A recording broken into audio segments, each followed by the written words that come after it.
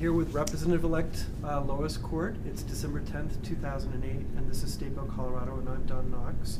And first I want to say congratulations on your election. You're in a pretty interesting spot.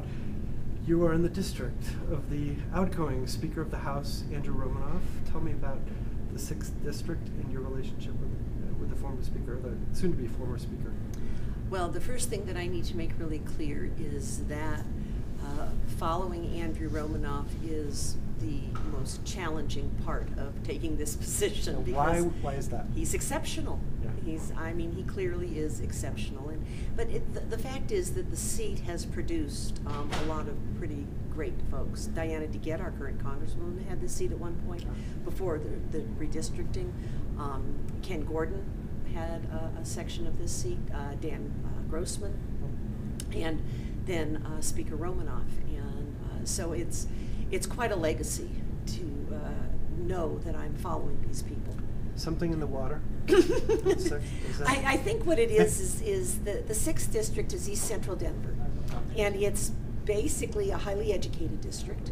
Excuse me, it's a highly educated district, and it is a pretty aware district. It's also heavily Democratic, so as it currently exists, and so it's a very appealing seat to a lot of people who care deeply about public service, and I feel I'm one of those people, and that's why I decided to go for this. Now, you asked me about my relationship with Speaker Romanoff. We're very close friends. Part of the reason we're very close friends is that our dogs are lovers. This is a territory I've never gone into before. Are there children of this? No. Okay. We believe in ZPG, so even more so for dogs. You live close by? About a mile apart. A mile away. And the evolution of that it's just a cute story.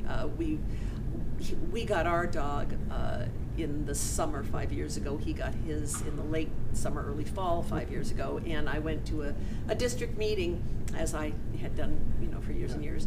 And Andrew said at the end of the meeting, he said, I have an announcement to make and a request to make. I have an addition to my family. And all the women in the audience went, are you engaged?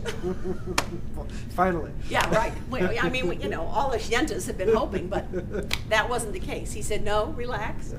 I've gotten a dog, and I'm going to be out of town, and I'm looking for a good doggy daycare. Well, I marched right up to him afterwards, and I said, don't be ridiculous. You don't get a new puppy and put him in doggy daycare. He's coming to my house.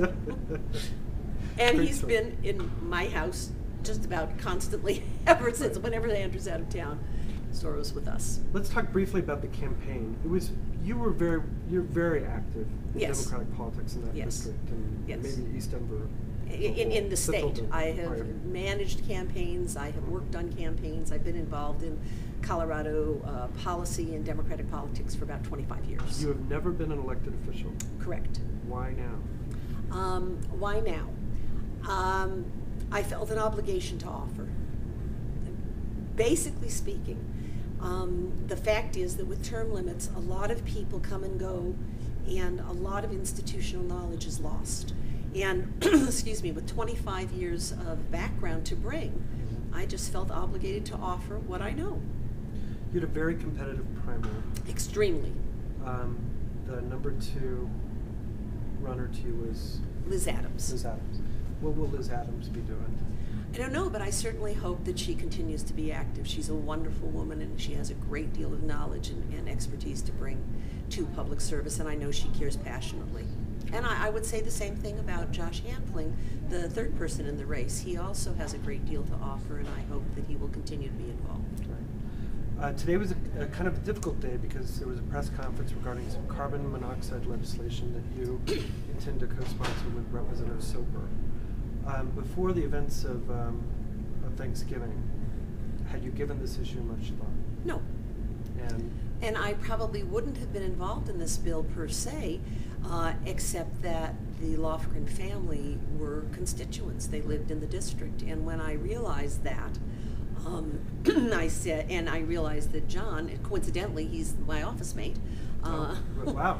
And when I realized that he had carried it last year, and the staff helped put the whole, all the pieces and parts together, and then we were in touch with the family, and they feel very passionately that this should be done.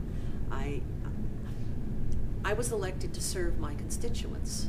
Many of their friends are my constituents. They want this to happen.